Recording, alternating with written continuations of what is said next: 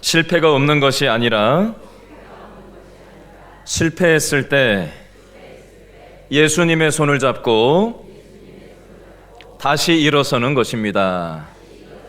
우리 옆 사람한테 한번 인사하겠습니다. 예수님의 손을 잡고 일어나시기 바랍니다. 앞뒤 좌우에 다시 한번 인사하겠습니다. 잘 오셨습니다.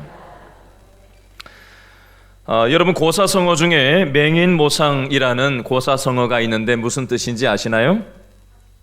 맹인은 시각장애인을 얘기합니다. 모자는 만질 모자를 얘기하고요. 상은 코끼리 상자를 얘기합니다. 시각장애인이 코끼리를 어느 부위를 만지느냐에 따라서 자신이 만진 그 부위만 가지고 얘기를 한다라고 해서 자신의 선입견과 자신의 편견을 가지고 잘못된 판단을 내릴 수 있다라는 뜻이 맹인모상이라는 시각장애인 코끼리 만지기라는 고사성어의 의미가 되겠습니다. 앵무새는 숲에서만 산다고 합니다. 종달새는 초원에서만 살고요. 독수리조차도 일정한 경계선을 뛰어넘지를 못한다고 합니다. 철새들이 멀고 먼 이동을 하는 것도 생존을 위해서이지 자유를 위해서, 즐거움을 위해서 이동하는 것은 아니라고 합니다. 이 세상에서 사는 모든 동식물들은 보이지 않는 경계선 안에서 벽 안에 gat혀서 살아가고 있다라고 합니다.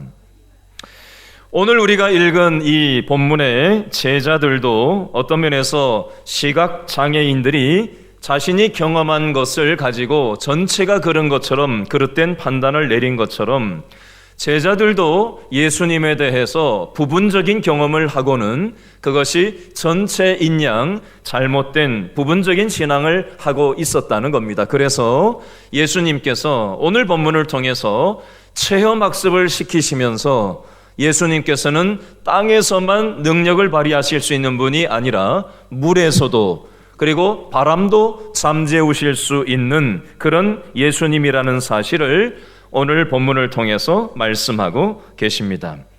자, 이 그림을 가지고 우리 오늘 본문을 보려고 하는데요. 자, 요한복음 6장 16절 말씀과 17절 말씀을 다시 한번 읽어보겠습니다. 요한복음 6장 16절, 17절 다 같이 시작. 저물매 누가?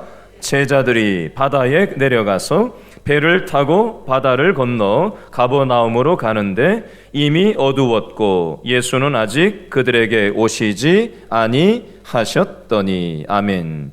제자들이 예수님하고 같이 배를 타고 가려고 아무리 기다려도 오지를 않으시니까 자기들만 우선 배를 타고 갈릴리 바다의 반대편 쪽 가버나움 지역으로 배를 타고 이동을 했다라는 내용으로만 기록이 우리가 이해하게 되어져 있어요. 근데 오늘 본문 이 내용이 마태복음 14장, 마가복음 6장에도 같이 나오거든요. 근데 거기에 보면 이게 다른 관점에서 다른 부분이 강조되면서 쓰여져 있어요. 자, 마태복음과 마가복음을 찾기 이전에 지난주에 우리가 했던 설교 말씀을 복습을 해보겠습니다. 지난주에 제가 설교했던 내용 중에 이렇게 얘기했던 게 있었는데 여러분 기억나시나 한번 물어볼게요. 식사 696 기억나세요?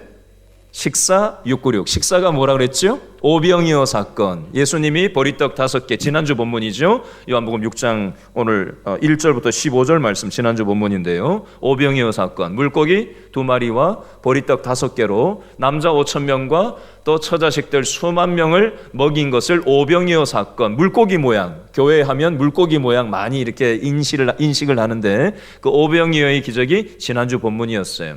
식사하는 내용이잖아요, 그죠? 그래서 제가 이걸 외우기 쉽게 식사 696이라고 지난주에 설명을 드렸었어요. 지난주에 안 오신 분들을 위해서 다시 설명을 드리면 마태복음에는 몇 장에 나온다고요? 식사 14장에 나오고, 마가복음에는 몇 장? 14, 696이니까 6장, 누가복음에는 9장, 그리고 요한복음에는 6장에 나온다고 해서 식사 696이라고 저는 공부할 때 옛날 그렇게 외웠었거든요. 근데 그 내용 바로 밑에 오늘 본문이 나오는 거잖아요. 그죠? 예수님께서 물 위로 걸어가신 장면이 나오는데 이거 역시도 마태복음 14장 뒷부분에 나오고 마가복음 6장 뒷부분에 나와요. 누가복음에는 안 나와요. 요한복음 6장에는 또 나오고요. 자, 근데 요한복음 오늘 본문과 마태복음 14장에 나오는 오늘 본문, 마가복음 6장에 나오는 본문의 내용의 강조점이 약간 다르게 강조점이 기록이 되어져 있어요. 자, 다시 요한복음 6장 16절 17절 말씀에는 제자들이 예수님을 배를 함께 타고 가버나움으로 건너가려고 아무리 기다려도 안 오시니까 할 수 없어서 자기들만 건너간 것처럼 성경이 기록되었다면 마태복음 14장과 마가복음 6장은 다른 측면으로 기록이 되어져 있는데 어떻게 기록되어져 있는지를 마태복음 14장 한번 펴보시겠어요?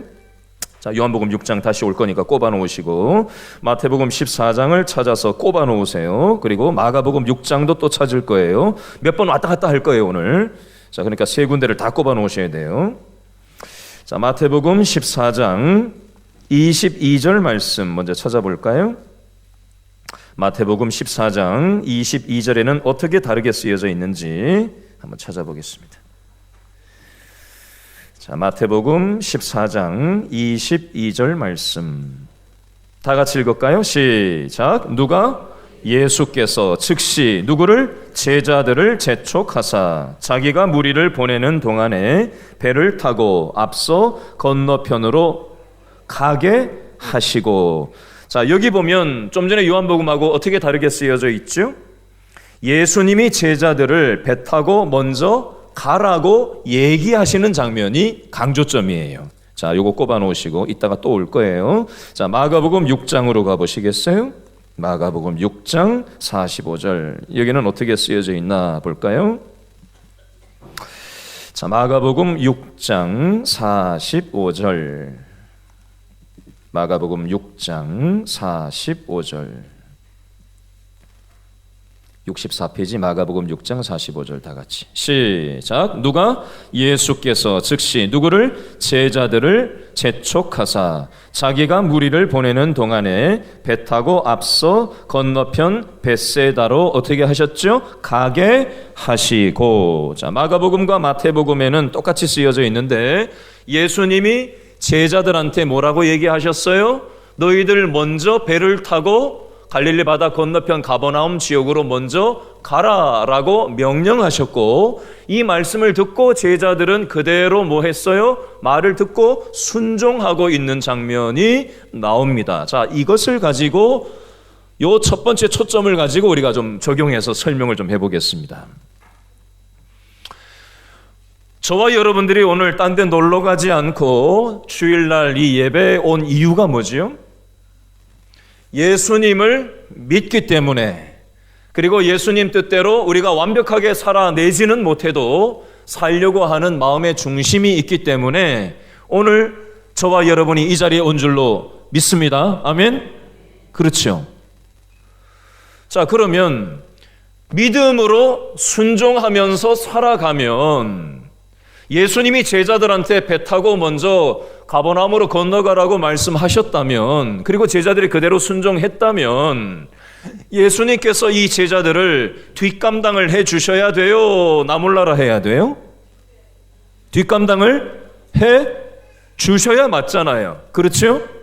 근데 오늘 요한복음 6장을 보면 마치 예수님이 제자들 보고 먼저 가라고, 배 타고 가라고 해놓고 뒷감당을 안 해주시는 것과 같은 상황이 나옵니다. 그래서 우리는 신앙생활 할 때 때로 고민이 생기는 거예요. 자, 그 내용을 찾아보겠습니다. 요한복음 6장으로 다시 가서 배 타고 예수님의 가라는 말씀에 순종했던 이 제자들에게 어떤 상황이 펼쳐지는지 요한복음 6장 18절 한번 찾아서 읽어볼까요? 마태 마가는 꼽아 놓으시는 거예요. 요한복음 6장 18절 먼저 읽어보겠습니다. 요한복음 6장 18절 다 같이 시작. 무엇이? 큰 바람이 불어 뭐가? 파도가 일어나더라. 큰 바람의 동그라미, 파도의 동그라미 일단 해놓으세요.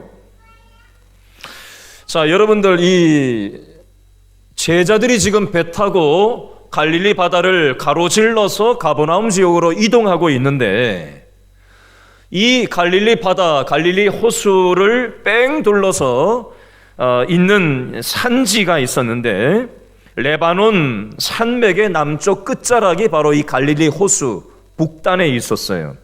높이는 해발 1000m 이상, 높은 데는 1000m 이상 되었고요. 그리고 낮은 지역은 450에서 600m짜리 산이 병풍처럼 삥 둘러져 있었어요.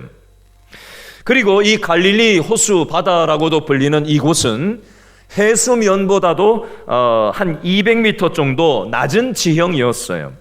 그러다 보니까 언덕에 삥 둘러싸여진 위치 때문에 하강 기류가 발생을 했고 돌풍이 굉장히 많이 자주 일어나던 지형이 바로 이 갈릴리 호수 바다의 지형이었습니다.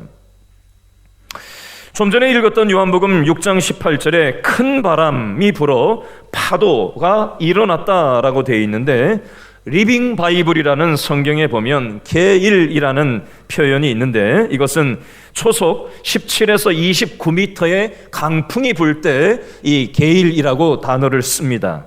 기상학에서는 초속 20m 이상을 태풍으로 분류를 합니다. 예수님의 말씀대로 순종해서 요즘처럼 큰 배가 아니에요. 그 당시 제가 성지순례 가서 그 당시에 예수님 당시에 탔던 배들 모형을 어디서 그 당시 거를 발굴을 해가지고 저 이스라엘의 한 그 공동체에 그걸 보존해 놓은 걸 본 적이 있는데 굉장히 작아요. 그 당시에 배들이. 거기서 이제 사람이 몇 명 타가지고 노를 젓고 가는데 태풍이 불어가지고 20m 이상의 강풍이 불어서 돌풍이 불고 강풍이 부니까 이게 얼마나 위급한 상황이겠냐는 거예요. 자, 이걸 한번 상상을 해보시면서 자, 마태복음 14장에는 이 부분을 뭐라고 표현을 해놨나 한번 읽어볼까요? 마태복음 14장 24절 펴보시겠어요? 마태복음 14장 24절 마태복음 14장 24절 다 같이 시작.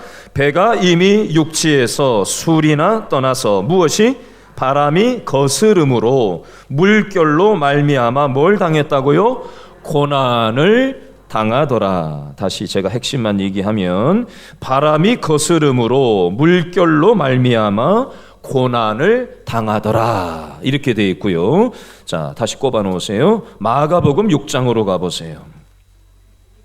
마가복음 6장 48절에는 이 부분을 어떻게 또 써놨나 읽어보겠습니다. 마가복음 6장 48절 마가복음 6장 48절 다 같이 시작. 무엇이 바람이 거스름으로 제자들이 어떤 상태였죠? 힘겹게 노젓는 것. 바람이 거슬러서 맞바람이 쳐서 제자들이 힘겹게 노를 저었다라고 얘기를 하고 있습니다. 자, 이 내용을 가지고 적용해서 한번 생각을 해보겠습니다. 제자들만 풍랑을 만나고 힘겹게 노젓고 어려움에 빠져 있는 것이 아니라 저와 여러분도 믿음의 삶을 살아간다고 예수님 뜻대로 살아보려고 애를 쓰지만 때로 저와 여러분도 인생의 풍랑을 만나고 인생의 맞바람을 만나고 미친 바람이 치는 것만 같은 그런 인생의 위기 상황을 만날 때가 있어요. 여러분 조금 있다가 점심을 먹을 때 오늘 떡을 먹을 거예요. 이 떡은 누가 낸 거냐면 암 3기에 걸리신 40대 중후반 되신 우리 최현정 집사님이 최근에 암 수술을 마치고 표적 치료를 13차까지 3주에 한 번씩 하는 중에 현재 2차까지 표적 치료를 진행하고 있는데 몸이 힘들어서 요즘 매주는 나오지 못하는데 그런 중에도 많은 성도들이 새벽마다 기도해주고 또 예배마다 함께 기도해주고 전화 연락도 해주고 함께 찾아가서 밥도 사주고 믿음의 형제자매들이 함께 해주는 것이 너무 고마워서 오늘 떡을 내는 거예요. 여러분 오늘 점심 먹으면서 그 떡을 먹으시면서 최현정 집사님, 최태현 집사님을 위해서 여러분 기도해 주실 수 있기를 바랍니다. 최현정 집사님은 지금 건강에 풍랑을 만났어요. 사람마다 풍랑의 종류는 다 달라요. 어떤 사람은 요즘 아이들 키우는 것 때문에 아주 풍랑을 만난 사람이 있어요. 어떤 사람은 재정적인 풍랑을 만난 사람도 있습니다. 어떤 사람은 노후 문제에 대한 풍랑을 만난 사람이 있어요. 지난주에 우리 일부 예배에 오셨던 분 장례식이 있었어요. 오늘 그 아들이 장례를 마치고 좀 전에 일부 예배 마치고 저를 찾아왔어요. 목사님, 장례 잘 마치고 왔습니다. 그동안 믿음 생활 제대로 못했는데 하나밖에 없는 형도 먼저 천국 가고, 하나밖에 없는 어머니도 먼저 천국 가고, 하나밖에 없는 아버지도 이제 천국 가서 이제 혼자가 됐습니다. 우리 자녀들과 함께 앞으로 믿음 생활 제대로 하면서 그렇게 살겠습니다 하고 같이 대화를 나누고 기도받고 그러고 하고 갔어요. 여러분, 우리는 이 험한 세상을 살다 보면 맞바람이 치고 미친 광풍이 우리의 삶 가운데 원치 않는 광풍이 찾아올 때도 있고요. 인생의 풍랑을 만날 때가 있습니다. 그럴 때 우리 마음속에 고민이 생겨요. 나 교회를 다니는데 왜 이런 미친 바람이 내 인생 가운데 다가오나? 나는 나름대로 완벽하게 신앙생활은 하지는 못하더라도 나름 뭔가 하나님 의지하면서 살아보려고 주일날이면 교회도 와보고 나름 봉사도 해보고 나름 하나님 뜻대로 살아보려고 나름 애를 쓰는데 왜 이런 인생의 미친 바람과 같은 풍랑이 나를 힘겹게 하는가? 믿음 생활을 하면은 예수님이 내 인생을 뒷감당을 좀 해줘야 되는 게 아닌가? 예수님은 어디서 도대체 뭘 하시는 건가? 도대체 이 어려움이 언제나 마칠 건가 싶어서 우리는 낙심을 할 때가 오고요. 신앙생활을 나름 해보다가 지칠 때가 오기도 하고요. 절망감이 올 때도 있고요. 외로운 밤을 지날 때도 있습니다. 그러면 왜 예수님께서는 제자들에게 배를 타고 먼저 건너가라고 하셔놓고 뒷감당을 안 해주시고 뒷짐지고 구경만 하시는 것처럼 여겨질까요? 저와 여러분의 고민이기도 하지 않습니까? 예수님은 왜 이렇게 하셨을까요?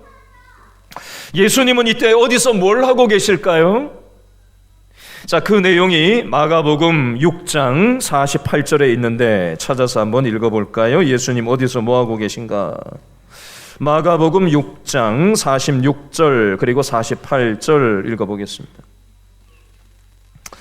마가복음 6장 46절부터 48절까지 다 읽어버리겠습니다. 마가복음 6장 46절, 47절, 48절 다 같이 시작. 무리를 작별하신 후에 기도하러 산으로 가시니라. 저물매 배는 바닷 가운데 있고 예수께서는 홀로 뭇에 계시다가 바람이 거스름으로 제자들이 힘겹게 노젓는 것을 어떻게 하시고 보시고에 동그라미 하세요. 보시고 동그라미. 밤 사경쯤에 바다 위로 걸어서 그들에게 오사에 동그라미, 오사 동그라미 지나가시려고 하시매. 자, 46절에도 동그라미를 해야 될 게 하나 있어요. 46절에 기도라는 단어에 동그라미 하세요.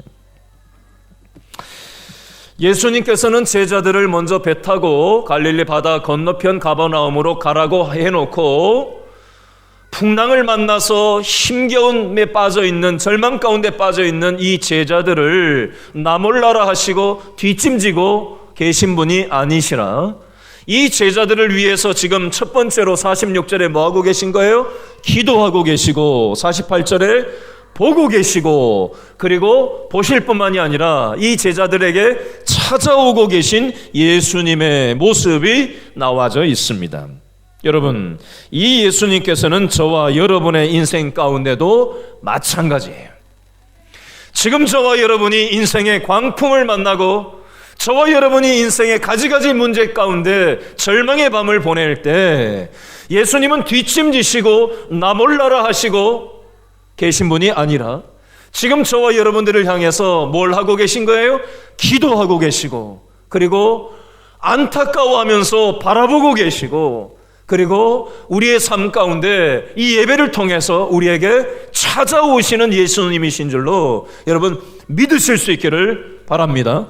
예수님께서는 오셔서 뭘 하셨나? 그 내용이 요한복음 6장 19절 말씀에 있습니다. 요한복음 6장 19절 말씀을 다 같이 읽어보겠습니다. 시작. 제자들이 노를 저어 12여리쯤 가다가 누가 예수께서 바다 위로 걸어 배에 가까이 오심을 보고 뭐 했어요? 두려워하거늘. 아멘. 자, 질문 한번 할게요. 지금 제자들이 뭘 보고 두려워하고 있는 거죠? 풍랑치는 바다를 보고 태풍을 두려워하고 풍랑이는 바다를 보고 두려워했다고 되어 있습니까? 성경 잘 보세요. 정신 바짝 차리고 잘 보세요. 중요합니다. 자, 뭘 보고 두려워하고 있죠? 예수님을 보고 예수님 때문에 두려워하고 있어요. 풍랑을 보고 두려워하고 있다고 되어 있지 않습니다. 이거 굉장히 중요한 부분이에요. 자, 처음에 제가 오늘 설교 도입하면서 맹인보상이라는 시각장애인이 코끼리 다리를 어느 부위를 만졌느냐에 따라서 이게 코끼리다라고 얘기한 게 아니라 이건 벽이다, 이거는 무다, 자기가 만진 부위에 자기가 경험한 것만 가지고 잘못 코끼리인 줄 알아보지 못하고 잘못된 편견과 선입견을 가지고 코끼리 아닌 다른 거라고 얘기했던 것처럼 제자들의 믿음이라는 것이 하나님이 원하시는, 예수님이 원하시는 종합적인 믿음이 아니라 요즘으로 치면 종교적인 믿음. 종교는 기독교 신앙이 아니에요. 기독교는 종교가 아닙니다. 다른 힌두교, 불교, 또 무슨 종교, 세계 4대 종교 이런 거 하고 같이 놓는 그런 종교라고 생각하시면 안 돼요. 책에 나오는 그런 게 아니에요. 관념적인 우리 생각 안에 있는 게 아니에요. 살아계신 하나님을 종교의 범주에 넣을 수는 없어요. 책에다 갖다 놓을 수는 없어요.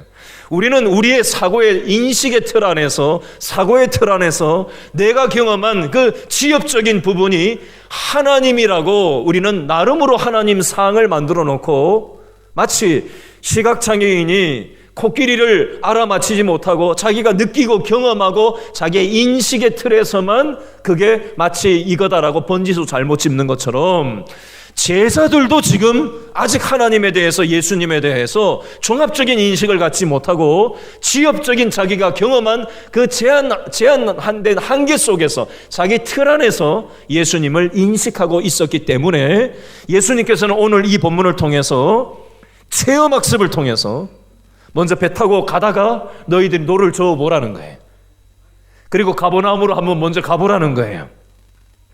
근데 너희들이 노를 저어도 너희들의 인력으로는, 사람의 힘으로는 돌풍을 감당을 할 수 없지 않느냐라는 걸 깨닫게 하시는 거예요. 자녀를 한번 키워보라는 거예요.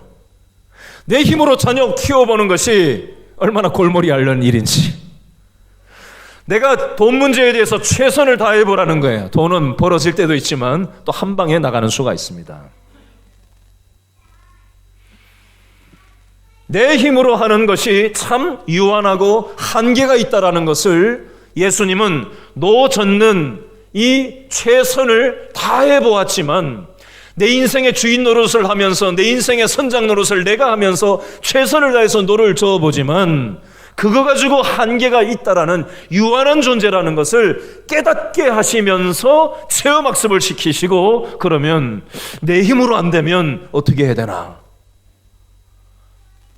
예수님께서 요한복음 6장 1절로 15절 말씀에 무태서, 땅에서 오병이어 사건을 통해서 땅에서도 많은 무리를 먹일 수 있었던 하나님이라는 사실을 제자들은 경험을 했어요.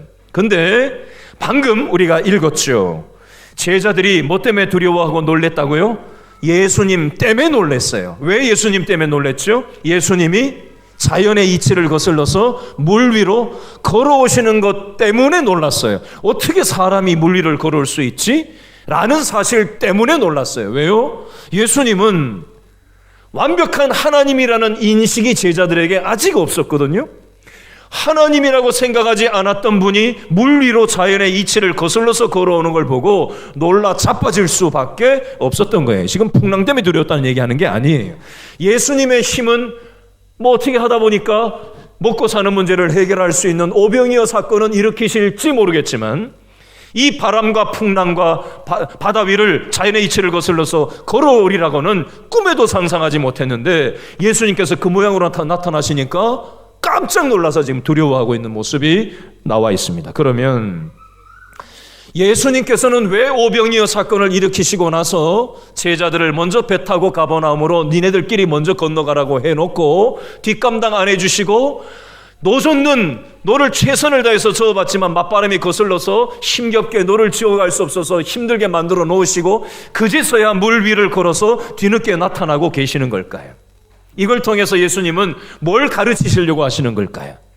너희들의 믿음은 반쪽짜리라는 거예요. 나는 무태서만 능력을 발휘할 수 있는 사람이 존재가 아니라 바람도 다스릴 수 있고 풍랑도 다스릴 수 있고 천지 만물을 창조한 하나님이라는 사실을 이 제자들에게 편협된 믿음의 경험을 가지고 있는 제자들에게 전체 그림을 보여주시길 원하셔서 이 체험을 통해서 체험학습용으로 믿음을 집어넣고 계신 장면이 되겠습니다. 자, 우리 요한복음 6장 20절, 21절 말씀을 읽고 나서 또 다른 측면을 좀 설명을 드리겠습니다. 요한복음 6장 20절, 21절 말씀 다 같이 읽을까요? 시작. 이르시되 내니 뭐하지 말라? 두려워하지 말라 하신대. 이에 뭐 했어요? 기뻐서 동그라미 하세요. 기뻐 동그라미. 계속 읽습니다. 이에 기뻐서 배로 영접하니 배는 곧 그들이 가려던 땅에 이르렀더라. 아멘.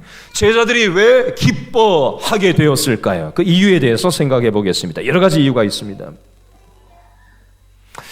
제자들이 기뻐한 첫 번째 이유는요, 자신의 생명을 위협하던 그 태풍과 파도가 멈추었다는 사실 자체 때문에 일단 기뻤어요. 그죠? 자기 문제가 해결됐으니까 일단 기뻤어요. 두 번째, 더 큰 기쁨의 이유가 있는데요, 예수님께서는 무태서만, 땅에서만 오병이어 사건으로 능력을 발휘할 수 있는 그런 제한적인 예수님이 아니라 심지어 바다도 다스리시고 파도도 다스리시고 심지어 물 위를 걸으실 수 있을 만큼 이 자연의 이치를 넘어서시는 존재라는 사실 앞에서 그걸 자기의 눈으로 확인했기 때문에, 그것 때문에 그 예수님이 우리와 함께 하신다는 사실 때문에 기뻐했어요. 또 하나, 마태복음 14장 25절 말씀을 찾아보시겠습니다. 이거 꼽아 놓으시고 마태복음 14장 25절 찾아보시겠습니다. 자, 마태복음 14장 25절에 보면 시간이 하나 나와요. 예수님께서 이렇게 한 시점이 언제인가? 마태복음 14장 25절 다 같이 읽어볼까요? 시작. 언제? 밤 사경에 동그라미. 밤 사경에 예수께서 바다 위로 걸어서 제자들에게 오셨다. 그 시간이 밤 사경이었다. 이스라엘에서 밤 사경이라는 시간 단위는 우리나라 시간으로는 새벽 3시에서 새벽 6시 그 사이 시간을 이스라엘에서는 밤 사경이라는 용어를 사용합니다. 요즘 우리 한국 사회에서는 뭐 교대 근무도 있고, 오늘도 보니까 교대 근무 하시고 오늘 오신 분이 있으시네요. 한 달에 한 번 오늘 오신 분도 있고, 교대 근무하고 지난주에 못 왔다가 오늘 교대 근무 마치고 오신 분도 있고, 예. 우리는 지금 낮밤이 없는 시절을 한국 사회는 살아가고 있지만 2000년 전 고대 사회에 이스라엘에서 교대 근무가 있었을까요? 밤 문화가 없었던 그 당시 고대 사회 이스라엘에서는 교대 근무가 아마 없었을 거라고 생각됩니다. 어쨌든 남들이 다 잠을 자고 있는 새벽 3시에서 새벽 6시 사이에 풍랑을 만난 제자들의 마음이, 생각이 얼마나 두렵고 절망적이고 무서웠을까요? 바로 이때 예수님은 뒷짐지고 계시지 않고 예수님께서는 이 제자들의 믿음을 키우시기 원하셔서 체험학습의 현장으로 몰아넣으시고 난 다음에 예수님이 이 제자들의 믿음을 위해서 기도하시고 난 다음에 이들의 안타깝고 어렵고 힘든 상황을 보시다가 예수님께서 이 제자들에게 다가오고 계시다라는 것입니다. 여러분, 지금 저와 여러분들도 인생의 가지가지 풍파를 미친 광풍을 만나시는 분들이 이 중에 많이 있으실 거예요. 예수님께서는 저와 여러분의 힘든 삶의 상황을 향해서 안타까워하고 계시고 위에서 기도해주고 계시고 보고 계시고 알고 계실 뿐만이 아니라 오늘 말씀이신 하나님께서 오늘 저와 여러분의 마음과 생각 가운데 예수님께서는 찾아오기를 원하시는 예수님이신 줄로 여러분 믿으시기 바랍니다. 성경에 나오는 내용은 옛날 제자들에게 한테만 하는 얘기가 아니에요. 이 영적인 이치가 오늘 현재 우리의 삶 가운데 그대로 적용해서 말씀하시는 것입니다. 여러분, 만약에 바다가 풍랑이 없고 고요했다면 노를 저어서 가버나움으로 건너가는 그 뱃길은 순탄한 항해가 되었을 것입니다. 그러나 풍랑이 있었기 때문에, 그리고 예수님께서 제자들에게 찾아오셨기 때문에 제자들은 예수님께서 땅에서만이 아니라 이 물 위에서도 자연의 질서를 넘어서시는 천지 만물을 주관하시는 하나님이라는 사실을 체험할 수 있는 체험학습을 경험할 수 있게 되었던 겁니다.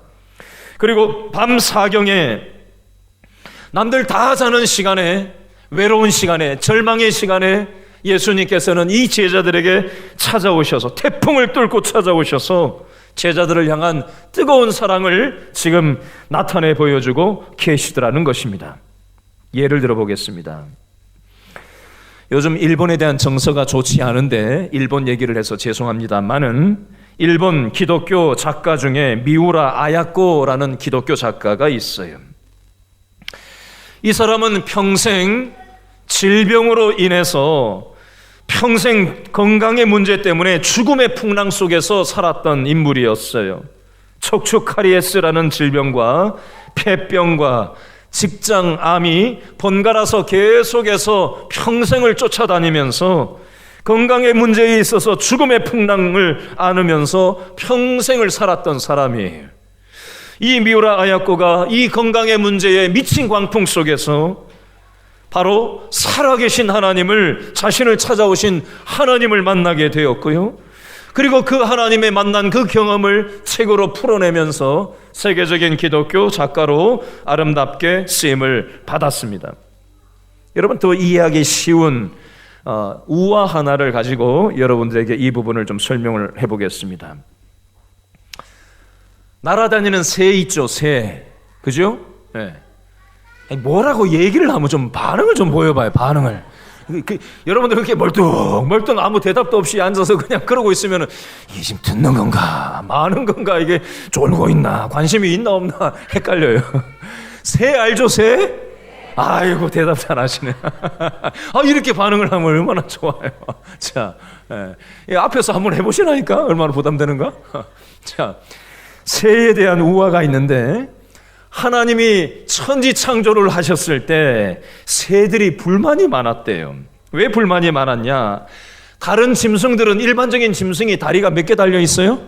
4개가 달려 있어. 아이고, 잘 맞추시네. 4개가 달려 있어요. 근데 새는 몇 개가 달려 있어요? 2개밖에 없어요.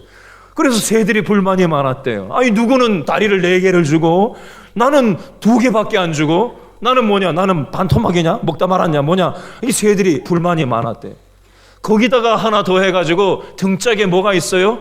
날개가 있잖아요. 근데 새들은 이게 날개인지 뭔지 이게 쓸 줄을 모르니까, 아니, 다른 동물들은 발도 4개고 난 2개인데다가 다른 동물들은 등짝이 아주 미끈하게 잘 빠졌는데 나는 왜 이 등짝에 이게 뭔데 무거운 걸 하나 올려놔가지고 이거 무겁게 항상, 안 그래도 다리는 2개밖에 없는데 무겁게 이걸 이고 다녀야 되느냐 하면서 새들이 불평불만이 많았대요. 그러던 중에 새들 중에 생각이 깊은 새가 하나 있었는데, 독수리가 생각이 깊었어요. 그래서 가만히 앉아가지고 그걸 생각을 해본 거예요. 분명히 다른 동물들은 4개가 다리가 있고 우리는 2개가 있고, 그리고 등짝에 이게 뭐가 뭔지 모르겠는데 이게 무거운 게 하나 짊어지고 살아가는데 이게 뭐가 있긴 있을 텐데 이게 뭔가 하고 이걸 어떻게 한번 해볼까 하고는 궁리를 하다가 이 독수리가 어떻게 했냐면은 온 힘을 다해가지고 이 팔을 그냥 펄럭펄럭 이렇게 해본 거예요. 그렇게 했더니 어떻게 됐을까요? 이게 조금 약간 뜨는 거예요. 약간 뜨는 거예요. 처음 떠보니까 제대로 확 못 뜨잖아요. 조금 이렇게 뜨게 되는 거예요. 그래서 이게 뭐지? 그래가지고 보니까 이게 막 움직이는 거예요. 등에 있는 짐이라고 여겨졌기 조금 움직이는 거예요. 하도 안 써서 잘 안 움직여졌는데, 그래서 더 힘차게 막 연습을 하고 해가지고 날았더니 어떻게 해요? 샥 날아오르는 거예요. 지가 깜짝 놀랐어요, 독수리가. 그래가지고 이 사실을 알리고 자기하고 함께 불평불만에 빠져있던 새들한테 네 등에 있는 것도 한번 이렇게 나처럼 해보라고, 따라 해보라고 해가지고 같이 샥 날아오르니까 새들이 어떻게 됐을까요? 불평불만하던 생각이 바뀌고 저 4발 달린 짐승들은 꿈에도 꾸지 못할 일들을 하나님이 우리한테 선물로 주셨지 이게 짐짝이 아니었구나 라는 것을 그제서야 깨닫게 되었다라는 것입니다. 여러분, 우리 삶 가운데 때로 인생에 풍파, 미친 광풍이 올 때가 있어요. 왜 이 미친 광풍이 우리 삶 가운데 와서 나를 이 고생을 시키나 라고 우리는 그 자체만 놓고 보면은 이해가 안 돼요. 왜 이런 시간을 통과해야 되는지, 이 불필요한 시간을 내가 왜 가져야만 하는지 우리는 깨닫지 못할 때가 있습니다. 그러나 하나님께서는 이 시간을 우리에게 왜 주셨을까요? 제가 또 다른 예를 한번 들어볼게요. 제가 한두 번 말씀드렸던 적이 있었는데요. 제가 지난번 교회에 사역할 때 만났던 여자 집사님이었어요. 이분은 30대 한 중반쯤에 아들을 둘을 낳고 키우고 열심히 살고 있었는데 병원에 가서 진단을 맡아봤더니 시한부 선고를 내린 거예요. 시한부 선고도 아주 끝까지 간 상태로 시한부 선고가 내려져서 남편한테 의사가 부르더니 장례식장을 알아보라고 얘기를 했어요. 애들은 6, 7, 큰 놈은 6, 7살, 작은 놈은 한 서너 살 된 그 나이인데 젊은 엄마가 장례식장을 남편한테 알아보라고 했어요. 얼마나 기가 막힌 상황이에요. 그 미친 광풍을 만난 이 상황에 그 남편이 안산에 가서 장례식장을 알아보고 다니는 그런 상황이었어요. 이때 이 여자분이 꿈을 꾸는, 잠자다가 꿈을 꾸는데 어떤 꿈을 꿨냐면은 하얀 옷을 입으신 분이 밝은 빛과 함께 저쪽 끝에서 자기한테 이렇게 걸어오더니 주저앉아 있던 자기에게 손을 내밀어 가지고 자기도 모르게 손을 이렇게 내밀었더니 자기의 손을 붙잡고 이렇게 세웠다는 거예요. 그냥 그러고는 꿈이 깼는데 자기 마음속에, 자기는 평생 한 번도 교회 가본 적은 없지만 왠지 자기 맨션에 같이 사는 교회 다니는 권사님이, 젊은 세대 교회 좀 같이 가자고 얘기했던 그 권사님이 했던 그 예수님이라는 분이 아마 이분이 아닐까? 이런 믿음이 자기 마음속에 생기더라는 거예요. 그렇게 하고 난 다음에 이분이 병을 털고 일어나서 지금 세월이 한 20년, 그 아들들이 지금 30대가 됐으니까 25년 이상 지났어요. 이분은 건강하게 일상을 살고 있고 지금 직장 생활도 월화수목금 열심히 하고요. 토요일만 되면 어딜 가는지 아세요? 병원에 가요. 뭐 하려고? 전도하려고. 왜요? 자신이 건강의 문제 때문에 미친 광풍을 만나서 시한부 선고까지 내리고 남편이 장례식장까지 알아보려고 다니고 있던 그런 절박한 끝자락까지 간 상황이었는데 이건 의술로 해결된 게 아니라 하나님이 고쳐주셨다고 하는 것 말고는 도저히 설명할 길이 없잖아요. 그 경험을 하고 나니까 자기처럼 미친 광풍을 만나서 건강의 풍랑에 빠져서 절망하고 아파하고 있는 하나님 알지 못하는 사람들에 대한 안타까운 마음이 확 올라와서, 여러분 생각해 보세요. 월화수목금 하루 종일 일하면서 영업하면서 다니면 얼마나 힘들겠어요. 아이들도 돌보고 키워야 되는데. 그런데 토요일을 빼가지고 매주마다 안산고대병원에 가서 전도를 하는 사람으로 바뀌었어요. 제가 그분을 직접 만나서 들은 얘기예요. 여러분, 하나님께서는 오늘 본문에 나오는 제자들의 풍랑 가운데서만 찾아오시는 분이 아니고 오늘도 가지가지 인생의 풍랑 가운데 두려워하고 절망 가운데 빠져 있고 예수님이 뭐 하시는데 뒷짐지고만 계시고 내 인생 가운데 다가오질 않으시는가 하고 절망하고 있는 저와 여러분들을 향해서 지금도 기도하고 계시고 지금도 우리를 보고 안타까워하고 계시고 내가 마음의 문을 열지를 않아서 그렇지 예수님은 지금도 우리의 마음 문을 노크하고 계세요. 나는 지금 너 마음 앞에 와 있다는 거예요. 너의 인생의 풍랑을 너 스스로 노를 저어서 지금까지 살아봤지만 그 해결할 수 없는 인생의 한계 상황을 너 스스로 해결할 수 없는 거 네가 맛보지 않았느냐라는 거예요. 내가 너의 인생 가운데 들어가서 너의 인생의 풍랑의 문제를 내가 해결해 주기를 원한다고 예수님께서는 지금 녹화하고 계세요. 여러분, 예배당에 나와서 앉아 있다고 해서 내가 예수님께 마음의 문을 열었다고 착각하지 마세요.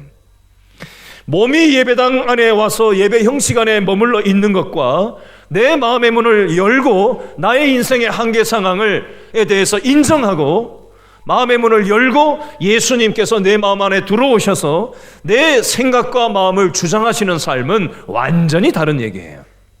수십 년 교회 다니고 수십 년 동안 직분 생활하고 봉사 생활하고 헌금 생활 제 아무리 많이 했어도 예수님께서 내 마음을 노크하실 때 마음의 문을 열지 않으면 누구라도 내 생각과 나의 욕망을 따라서 살아갈 수밖에 없는 것이 사람이에요.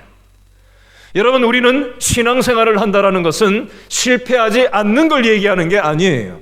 여러분, 저도 실패 많이 합니다. 여러분도 많이 실패를 경험하고 계시고 지금 실패 때문에 힘든 부분이 있으실 거예요. 실패 없는 사람은 없습니다. 문제는 실패가 왔을 때 누구 손을 붙잡는 거예요? 예수님 손을 붙잡고 다시 일어나는 거예요. 그게 중요한 거예요. 넘어지면 넘어진 거를 매여 있지 말고 내 스스로 일어날 힘이 없습니다라고 인정하시고 인정을 해야 예수님께 마음을 열고 예수님이 내 마음의 주인 되셔서 내 마음을 일으키실 수가 있는 거지, 내가 인정을 하지 않으면 예수님께서 내 안에 들어오실 수 없고 내 마음이 열리지 않으니 내 안에서는 그 문제 안에 여전히 나의 최선으로밖에 나의 인력으로밖에 살아갈 수 없고 그 악순환은 반복될 수밖에 없습니다. 여러분, 마음의 문을 열고 예수님께서 내 마음에 들어오실 수 있도록 내 마음에 내 배에 인생의 배에 선장이 하나님이 예수님이 되실 수 있도록 마음의 문을 열어드릴 수 있기를 바랍니다. 그렇게 할 때 우리의 인력을 넘어서 이 자연의 질서를 넘어서서 의술로도 할 수 없는 부분들, 그 모든 부분들을 하나님께서 역사를 주관하시고 내 인생을 주관하시고 나의 문제를 얼마든지 주관할 수 있는 하나님이라는 사실을 여러분 경험하게 될 줄로 믿으시기 바랍니다. 이 사실 때문에 제자들이 지금 21절에서 기뻐하고 있는 거예요. 하나님 없는 사람은 돈이 있으면 기뻐하고 돈이 없으면 기쁘지가 않아요. 건강이 있으면 기쁘고 건강이 없으면 기쁘지가 않아요. 자식이 잘 되면 기쁘고 자식이 못 되면 기쁘지가 않아요. 여러분, 여기 21절에 나오는 기쁨은 뭐가 있고 없고 그것에 의해서 기쁨이 왔다 갔다 하는 그런 차원의 기쁨을 얘기하는 게 아니에요.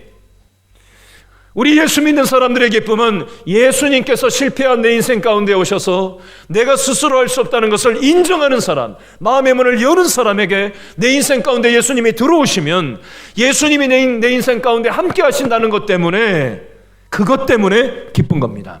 저는 우리 오늘 예배 참석한 모든 성도님들 한 분 한 분이 어떤 인생의 풍파를 만났든지 예수님께서 우리를 풍파를 주시는 게 목적이 아니에요. 그 풍파를 통해서 우리의 자아를, 강한 자아를 낮추시고 우리의 교만함을 꺾으시고 우리의 인력으로 하는 게 한계가 많은 연약한 존재라는 실패에 빠져서 살 수밖에 없다는 것을 인정하기 시작할 때 우리는 하나님을 의존하게 되어져 있어요. 의존할 때 마음을 열게 되어져 있어요. 마음을 여는 사람에게 예수님께서는 그 인생 가운데 풍파가 변하여 풍파가 오히려 축복의 통로가 되어서, 아까 시한부 선고를 받고 남편이 장례식을 준비했던 그 부인 생각해 보세요. 자신의 절망적인 상황 속에 장례식까지 준비하다가 하나님께서 기적적으로 살려주셔서 이제 또 다른 나처럼 아파하고 있는 사람들에 대한 눈에 밟히는 마음을 주셔서 그 영혼들을 살리고 전도하는 삶을 살아가게 되더라는 것입니다. 꼭 병원 가서 전도하는 것만을 얘기하는 게 아니에요.